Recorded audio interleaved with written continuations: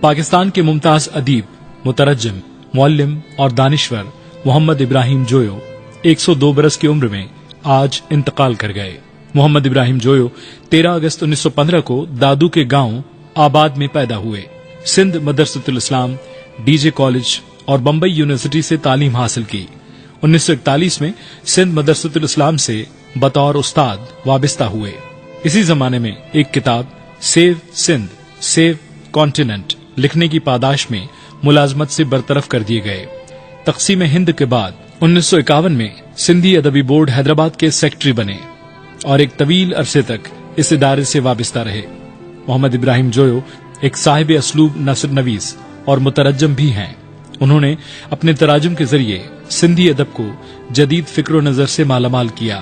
ان کے موضوعات کے تنوع اور فکری جہد کا اندازہ ان عنوانات سے لگایا جا سکتا ہے: اسلام کا تاریخی کارنامہ، بچوں کی تعلیم، فکری آزادی، گیلیلیو کی زندگی، بچوں کا مسیح، مظلوموں کی تعلیم و تدریس، سماجی ابحاث، شاعری کے سماجی تقاضے، جدید دور میں بین الاقوامی تعاون کا مسئلہ، باغی، غریبوں کا نجات دہندہ، بھٹو کی زندگی، عہد اور پاکستان، خواب اور حقیقت، او سندھ، محنت کش کے غم، محنت کش کے یار، آپ اپنی پرستش کرنے والے۔ ان کتابوں کے ساتھ ساتھ انہوں نے جی ایم سید، علامہ عمر بن محمد داؤد پوتا، پیر حسام الدین شاہ راشدی اور دیگر اہم علمی و ادبی شخصیات کے خاکے بھی تحریر کیے۔ محمد ابراہیم جویو بحیثیت نقاد اپنے پیش لفظ اور مقدمہ نگاری میں ابھر کر سامنے آئے، جن میں مصنف کی حوصلہ افزائی، فنی مستقبل کی پیشگوئی کے ساتھ ساتھ غیر جانبدارانہ اصلاحی اظہار بھی ہوتا تھا۔ ان کے لکھے ہوئے مقدموں اور پیش لفظوں میں بین السطور ان کا نظریاتی پرچار واضح طور پر جھلکتا ہے، لیکن یہ بھی سچ ہے کہ خیال و لفظ کا رشتہ ان کے قلم سے کرتاس پر منتقل ہو کر نظریاتی ادب کا لطیف حصہ بنتے ہیں۔ چلو سندھ ہمیشہ آباد ہو جی، خوش ہو جی، جیکے سمجھا مسئلہ اہم سے ہر ہند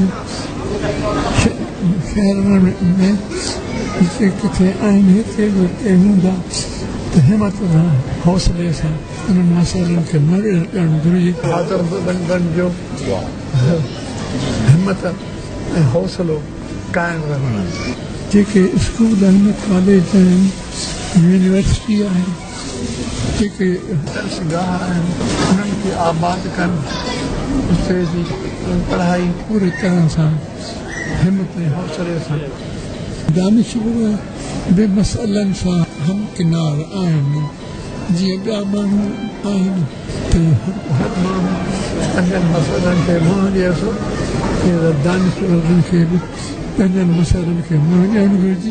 محمد ابراہیم جویو نے بین الاقوامی ادب کے شہپاروں کو چابک دستی اور زبان و بیان کی لطافت کے ساتھ سندھی ادب کا حصہ بنایا۔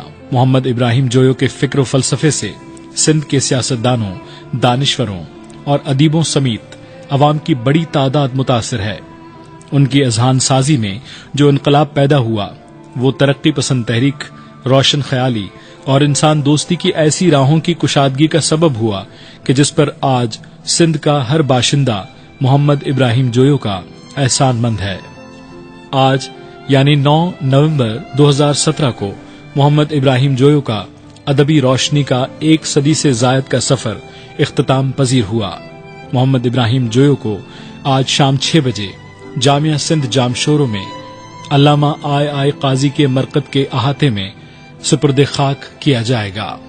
آج محمد ابراہیم جویو کی وفات پر نہ صرف سندھ اور بر صغیر بلکہ پوری دنیا میں جہاں جہاں پر سندھی ادب کا قاری اور چاہنے والا موجود ہے، مغموم ہے۔